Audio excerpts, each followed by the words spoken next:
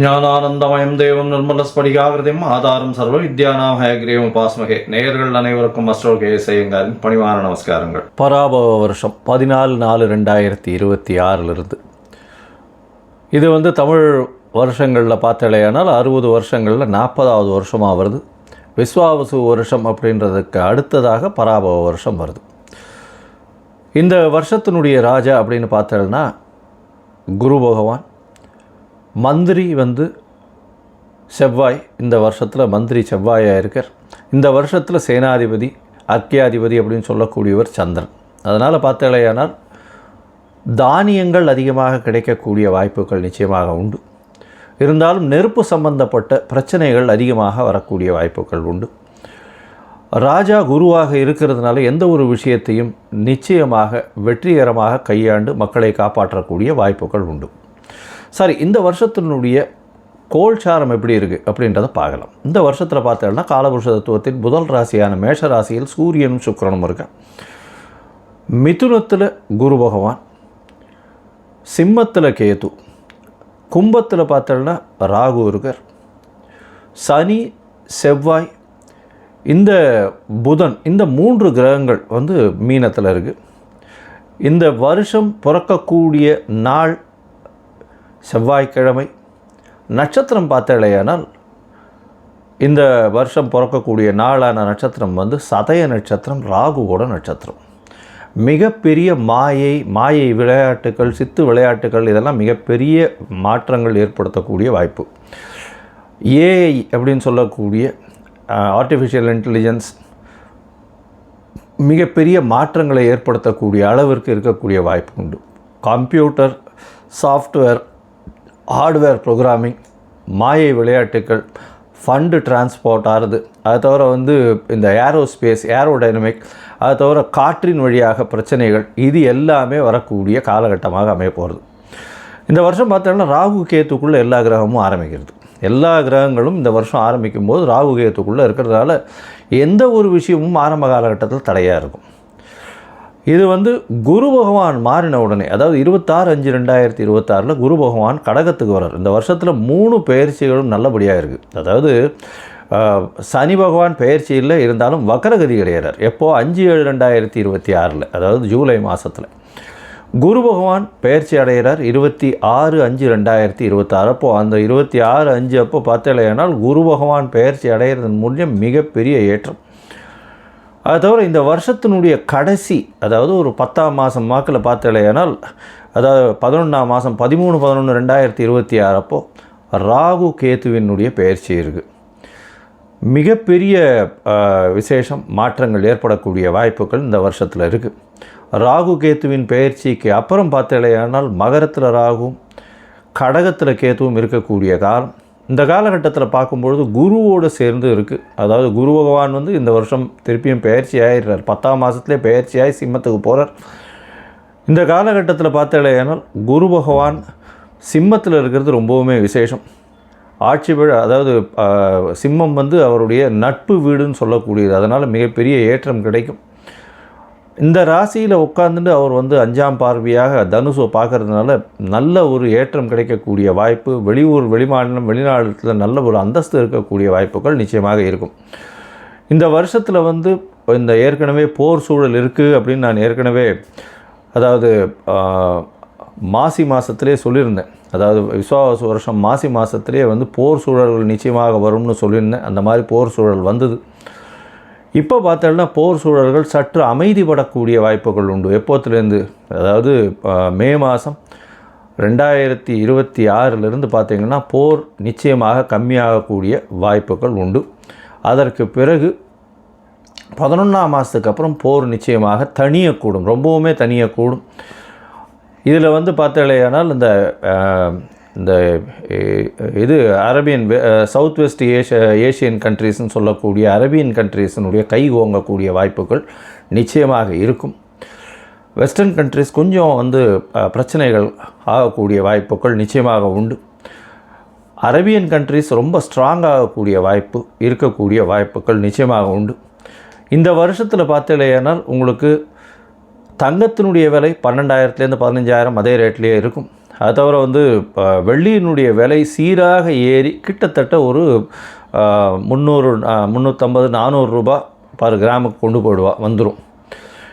இப்போ பார்த்தோன்னா இந்த வருஷம் நம்மளுடைய இந்தியன் கரன்சி ஸ்டேபிளாக இருக்கும். இருந்தாலும் டாலர் ஸ்டெபிலிட்டினால் வந்து இந்தியன் கரன்சி சற்று வீழக்கூடிய வாய்ப்புகள் மிகவும் அதிகம். 105 ரூபா வரலும் போகக்கூடிய வாய்ப்புகள் நிச்சயமாக இருக்குது. அது தவிர பார்க்கும்பொழுது ஷேர் மார்க்கெட் இண்டிசஸில் நல்ல ஒரு ஏற்றங்கள் இருக்கக்கூடிய வாய்ப்பு. மே மாதத்துக்கு மேலே ஷேர் மார்க்கெட்டில் மிகப்பெரிய மாற்றங்கள் வரும். ஷேர் மார்க்கெட்டில் நிச்சயம் ஏற்றம் இருக்கும். எக்ஸ்போர்ட் இம்போர்ட் பிஸ்னஸ்லாம் வந்து பார்த்தோன்னா ஏப்ரலுக்கு மேலே மே மாதத்துக்கு மேலே நல்லபடியாக இருக்கக்கூடிய வாய்ப்பு. ஏன்னா குரு பகவான் 12ஆம் இடத்து தன்னோட வீட்டையே பார்க்கும்பொழுது நிச்சயமாக ஏற்றம் கிடைக்கும். இந்த காலகட்டத்தில் ராகு கேத்துக்குள்ளே இருக்கிறதுனால எந்த ஒரு விஷயத்திலும் நிச்சயமாக தடைகள் அதிகமாக இருக்கும். அதனால் ரொம்பவும் ஜாகிரதையாக பண்ணுறது ரொம்பவுமே நல்லது. பெண்களுக்கு சிறு சிறு தடங்கல்கள் வரும். அரசாங்கத்தின் மூலியமாக அரசாங்கத்தில் பெண்களுக்கு வந்து அந்த அளவு ஏற்றம் இருக்கக்கூடிய வாய்ப்புகள் இல்லை. ஏன்னா இந்த வருஷம் பிறக்கும் பொழுதே 12ஆம் இடத்துல வந்து சுக்கிரன் போகிறது வந்து அந்த அளவு விசேஷத்தை கொடுக்காது. சூரியனோட சம்மந்தப்பட்ட மேஷத்தில் சுக்கிரன் இருக்கிறது அந்த அளவுக்கு விசேஷத்தை கொடுக்காது. புதனும் வந்து நீச்சப்பட்டு போகிறதுனால படிக்கக்கூடிய மாணவர்களுக்கெல்லாம் சற்று பின்னடைவு இருக்கும். ஏன்னா உங்களுக்கு கரன்சி வந்து நம்மளது ஃபால் ஆச்சுன்னாலே ஆட்டோமேட்டிக்காக நீங்கள் வெளிநாட்டில் போய் படிக்கணும்னாலே அதிகமாக கொடுக்க வேண்டிய கட்டாயம் வந்துடும். அதனால் கொஞ்சம் ப்ரெஷர் அதிகமாக இருக்கக்கூடிய காலகட்டமாக அமைய போகிறது. இந்த வருஷத்தில் வந்து தானியங்கள் அதிகமாக விளையக்கூடிய வாய்ப்பு, பால் சம்பந்தமான விஷயங்கள் நல்லபடியாக இருக்கக்கூடிய காலகட்டமாக இருக்கும். எந்த ஒரு பிரச்சனையையும் நிச்சயமாக சமாளிக்கக்கூடிய ஒரு பெரிய விஷயம் வந்து நம்மளுடைய கண்ட்ரிக்கு நிச்சயமாகவே இருக்கும். ஏன்னா குரு பகவான் வந்து இந்த வருஷத்தினுடைய ராஜா பொறுப்பில் இருக்கிறதுனால எந்த ஒரு விஷயத்தையும் எல்லாத்தையும் அனுசரித்து போகக்கூடிய நல்ல ஒரு ஏற்றம் இருக்கும். சட்டத்திட்டங்கள் கடுமையாகக்கூடிய வாய்ப்புகள் உண்டு. ஏன்னா மந்திரி வந்து செவ்வாயாக இருக்கிறதுனால.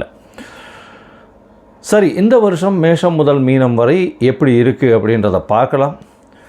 ஒரு ராசியாக பார்க்கலாம். அதற்கு முன்னாடி என்னுடைய மொபைல் நம்பர் ஸ்க்ராலிங்கில் போயின்னு இருக்கும். உங்களுக்கு அஸ்ட்ராலஜிக்கல் கன்சல்ட் தேவைப்படுமே ஆனால் நீங்கள் எனக்கு ஃபோன் பண்ணுங்க. உங்களுடைய date time place of birth சொல்லுங்கள். உங்களுடைய பெயர் தாய் தகப்பனார் பெயர் அனுப்புங்க. என்னுடைய கட்டணம் என்னன்னு சொல்கிறேன். இந்த கட்டணத்தை வந்து பே பண்ணிவிட்டு யூடிஆர் நம்பர் ஷேர் பண்ணுங்க. ஏன்னா நான் பார்த்த அதாவது 70 to 80% ஜாதகத்தில் பார்த்தேன்னா சந்தி நிறைய இருக்கும். அதாவது நட்சத்திர சந்தி, நட்சத்திர பாத சந்தி, அது தவிர லக்ன சந்தி இதெல்லாம் இருக்கும். இந்த காலகட்டம் நன்னா இருக்குன்னு நினச்சிட்டு இருப்பா. ஆனால் அவளுக்கு பெரிய அடி விழக்கூடிய வாய்ப்புகள் உண்டு. ஏன்னா அவள் வந்து மிருகசீரிஷம் 2ஆம் பாதம்னு நினச்சிட்டு இருப்பா. மிருகசீரிஷம் 3ஆம் பாதத்தில் இருக்கும். அப்படி பார்த்தோன்னா ரிஷபராசின்னு நினச்சிட்டு இருப்பா, மிதுன ராசியாக இருக்கும். ரிஷப லக்னம்னு நினச்சிட்டு இருப்பா, மிதுன லக்னமாக இருந்துட்டு இருக்கும். இதெல்லாம் கூட பரவாயில்ல. விசாக நட்சத்திரமில் வந்து 2 இது வந்துடும், மாறி வந்துடும். அதாவது 3 பாதங்கள் ஒன்றுத்துலேயும் 4ஆம் பாதம் ஒன்றுத்துலேயும் வந்துடுறதுனால சுக்கிரனோட வீட்லேயும் ஒன்று செவ்வாயினுடைய வீட்லேயும் மாறி வர்றதுனால மிகப்பெரிய பிரச்சனைகளும் வரக்கூடிய வாய்ப்பு உண்டு. ஏன்னா இதுக்கு உண்டான சுபர்கள் அதுக்கு கிடையாது. அதனால் வந்து பிரச்சனைகள் நிச்சயமாக வரும். அதனால் உங்களுடைய ஜாதகத்தில் இருக்கக்கூடிய சந்தி என்ன ஏதுன்றதெல்லாம் பார்த்துட்டு உங்களுக்கு உண்டான ஜாதகத்தை போட்டு உங்களோட வந்து டைம் ஸ்பெண்ட் பண்ணுறேன். அதாவது டைம் இது பண்ணி அப்பாயின்மெண்ட் ஃபிக்ஸ் பண்ணுறோம். உங்களுடைய தசாபுக்தி அந்தரம் சூக்ஷ்மம் எப்படி இருக்குன்றதை பார்த்து, இப்போ இருக்கக்கூடிய கோல்சார நிலை எப்படி இருக்குன்றதை பார்த்து உங்களுக்கு உண்டான பலன்கள் என்னன்றதையும் சொல்கிறேன். சரி, இப்போ மேஷம் முதல் மீனம் வரை இந்த பராபவ வருஷம் 2026-27 என்னென்ன மாற்றங்கள் ஏற்றங்கள் கொடுக்கும் அப்படின்றத பார்ப்போம். தனுசு, மூலம், பூராடம், உத்திராடம் இந்த 3 நட்சத்திரம் 9 பாதங்களை கொண்ட ராசி. ராசியின் அதிபதினு சொல்லக்கூடியவர் குரு. ராசிக்கு சப்தமத்திலே இருக்கார். இந்த வருஷம் ஆரம்பிக்கும் பொழுது பெரிய ஏற்றம் என்னென்னா உங்களுடைய ராசியை பார்க்குறார். உங்களுடைய ராசிநாதர் நல்ல ஒரு ஏற்றம், தீர்க்கமான சிந்தனை, எடுத்த விஷயங்கள் எல்லாத்துலேயும் வெற்றி கிடைக்கக்கூடிய வாய்ப்பு. பார்ட்னர்ஷிப் பிஸ்னஸில் நல்ல ஒரு ஏற்றம் இருக்கக்கூடிய காலகட்டம். உங்களுக்கு வந்து பார்த்தாலேயானால் திருமணத்துக்கு பார்த்து கொண்டு இருப்பவர்களுக்கு நிச்சயமாக திருமண பாக்கியம் அமையக்கூடிய வாய்ப்பு இந்த காலகட்டத்தில் நிச்சயமாக அமையும். இதன் மூலியமாக உங்களுடைய முயற்சிகள் எல்லாமே வெற்றி அடையக்கூடிய வாய்ப்புகள் இந்த காலகட்டத்தில் உண்டு. சரி, குரு பகவான் வந்து பெயர்ச்சி ஆகிட்டார் அப்படின்னா இந்த பராபவ வருஷத்தில் பார்த்தோம்னா 26/5/2026 குரு பெயர்ச்சியாளர் கடகத்துக்கு போகிறார். என்ன சார் 8ஆம் இடத்துல போய் மறைகிறாருன்னா உச்சம் பெற்று போகக்கூடிய இடம். குரு கடகத்தில் உச்சம் பெறுறார். ராசிநாதன் உச்சம் பெற்று போகிறார். பெரிய ஏற்றம் கிடைக்கும். உடல் நலத்தில் நல்ல ஒரு ஏற்றம் இருக்கும். தீர்க்கமான சிந்தனை, எடுத்த காரியங்களில் வெற்றி. அடுத்த அர்த்தாஷ்டம சனி இருக்கே சார், குரு பகவான் பார்வை வேறு சனி பகவான் மேலே விழுறது. அதனால் கவலைப்படவே தேவையில்லை. நீங்கள் அலையறதுக்கு ஈக்குவலாக உங்களுக்கு பொருள் சேரக்கூடிய வாய்ப்புகள் நிச்சயமாக உண்டு. எவ்வளோக்கு எவ்வளோ உடல் உழைப்பை போடுறீங்களோ அவ்வளோக்கு எவ்வளோ பணம் வரக்கூடிய வாய்ப்பு. ஏன்னா குரு பகவான் உங்களுடைய 2ஆம் இடத்தையும் பார்த்துடுறார். 4ஆம் இடத்துல அர்த்தாஷ்டம சனி இருக்கிறதுனால உடல் உழைப்பு நிச்சயமாக போட வேண்டியிருக்கும். உங்களுடைய கம்ஃபர்ட்ஸ் குறையக்கூடிய வாய்ப்பு உண்டு. இருந்தாலும் அது பணத்தின் மூலியமாக ஒடுக்கப்படும் அப்படின்றத சொல்கிறேன். தாயின் உடல்நிலையில் சற்று ஜாகிரதையாக இருக்கிறது இந்த வருஷத்தில் ரொம்ப முக்கியம். ஏன்னா 4ஆம் இடத்துல சனி பகவான் இந்த வருஷம் ஃபுல்லுமே இருக்கார். அதனால் தாயின் உடல்நிலையில் கொஞ்சம் ஜாகிரதையாக இருக்கிறது நல்லது. அது தவிர படிக்கக்கூடிய மாணவர்களுக்கு சற்று பின்னடைவு இருக்கும். ஏன்னா மன கிளேசங்கள், மனசில் மறதி அதிகமாக இருக்கக்கூடிய வாய்ப்புகள் நிச்சயமாக இருக்கும். வெளிநாடு வெளியூர் போயிட்டு வரக்கூடிய பிராப்தி வரும். வெளிநாட்டில் இருக்கிறவாளுக்கு அவங்களுக்கு பிஆர், சிட்டிசன்ஷிப்பு இதெல்லாம் கிடைக்கக்கூடிய வாய்ப்புகள் நிச்சயமாக இருக்கும். இந்த ஷார்ட் ட்ரிப்பு வெளிநாடு அதாவது வேலை நிமித்தமாக வெளிநாடு போயிட்டு வரக்கூடிய வாய்ப்புகள் இந்த வருஷத்தில் நிச்சயமாக இருக்கும். அதுவும் ஐடியில் இருக்கிறவங்களுக்கு, அதுவும் இந்த சாஃப்ட்வேர் சைடில் இருக்கிறவங்களுக்கு, பேங்கிங் செக்டரில் இருக்கிறவங்களுக்கு, பேங்கிங் செக்டரில் ஹை பொசிஷனில் இருக்கிறவங்களுக்கெல்லாம் கிரெடிட் மேனேஜ்மெண்ட் அந்த மாதிரியான விஷயங்களில் ஹை லெவல்ஸில் இருக்கிறவங்களுக்கு பெரிய ஏற்றம் கிடைக்கக்கூடிய காலகட்டமாக அமைய போகிறது. உங்களுடைய ராசிக்கு பார்த்தோம்னா இந்த வருஷம் 10ஆம் மாதம் குரு பகவான் உங்களுடைய ராசிக்கு 9ஆம் இடத்துலையும் போடுறார். அதாவது சிம்மத்தில் போய் 10ஆம் மாதத்தில் அக்டோபரில் போய் அங்கே இருக்கார். உங்களுடைய பார்க்குறார். உங்களுடைய ராசியை பார்க்குறார், 3ஆம் இடத்தை பார்க்குறார், 5ஆம் இடத்தை பார்க்குறார். குழந்தை பிராப்தி ஏற்படுத்தக்கூடிய வாய்ப்பை நிச்சயமாக கொடுப்பார். தந்தையின் உடல்நிலையில் நல்ல ஒரு ஏற்றத்தை கொடுக்கக்கூடிய காலகட்டமாக அமைய போகிறது. பூர்வீக சொத்துக்கள் வரக்கூடிய வாய்ப்புகள் இந்த காலகட்டத்தில் அமையிறது.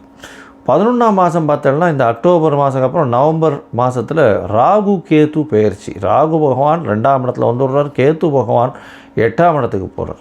ராகு 2ஆம் இடத்துல வரும்பொழுது பேச்சில் ரொம்ப ஜாக்கிரதையாக இருக்கணும். ஏன்னா நீங்கள் பேசுகிறது தவறாக புரிந்து கொள்ளப்படும். கொஞ்சம் கடும் சொற்கள் வரக்கூடிய வாய்ப்பு, உங்களையே அறியாமல் டக்குன்னு பேசக்கூடிய வாய்ப்புகள் கொஞ்சம் அதிகமாகவே இருக்கும். அதே மாதிரி 8ஆம் இடத்துல கேது பகவான் போகும்போது சிறு சிறு பிரச்சனைகள், அதாவது வெளி மாநிலங்கள், வெளி மாநிலத்தாரோ, வெளி நாட்டவர் மூலியமாகவோ சிறு சிறு தொல்லைகள் வரும். வெளிநாட்டிலிருந்து வரக்கூடிய பணங்களில் கொஞ்சம் பிரச்சனைகள் இருக்கக்கூடிய வாய்ப்புகள் உண்டு.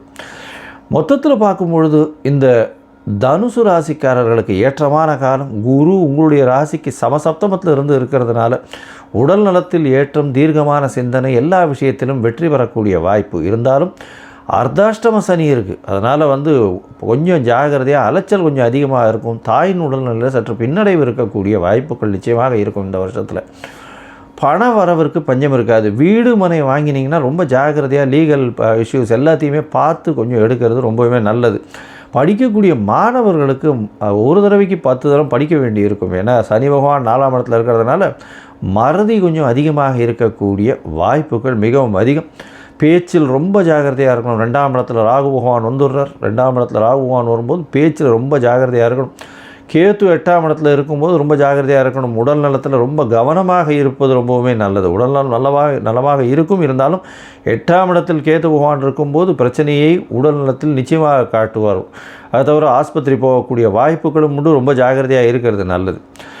இந்த தனுசு ராசிக்காரர்கள், அதுவும் பொற்கொள்ளர்கள், டீச்சராக இருக்கிறவங்க, ப்ரொஃபஸராக இருக்கிறவங்க, பேங்கிங் செக்டரில் இருக்கிறவங்க, இவங்களுக்கெல்லாம் பார்த்திங்கன்னா நல்ல ஒரு ஏற்றம் இருக்கும். ஆடிட்டிங் லெவல்ஸில் இருக்கிறவங்களுக்கெல்லாம் பார்த்திங்கன்னா பெரிய மாற்றங்கள் இருக்கும். பார்ட்னர்ஷிப் பிஸ்னஸ்லாம் நல்ல ஒரு இவ்வளோ நாள் பார்க்க முடியாத அளவுக்கு பெரிய பணம் வரக்கூடிய வாய்ப்புகள் நிச்சயமாக உண்டு.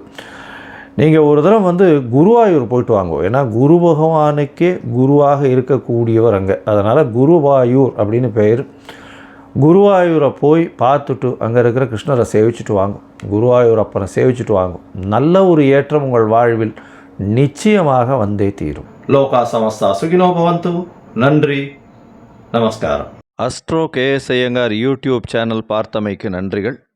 மேலும் இது போன்ற ஆன்மீக ஜோதிஷ தகவல்கள் உங்களை அடைய Astro KS Iyengar YouTube channel subscribe செய்யவும், பெல் ஐக்கானை மறக்காமல் அழுத்தவும். நன்றி, வணக்கம்.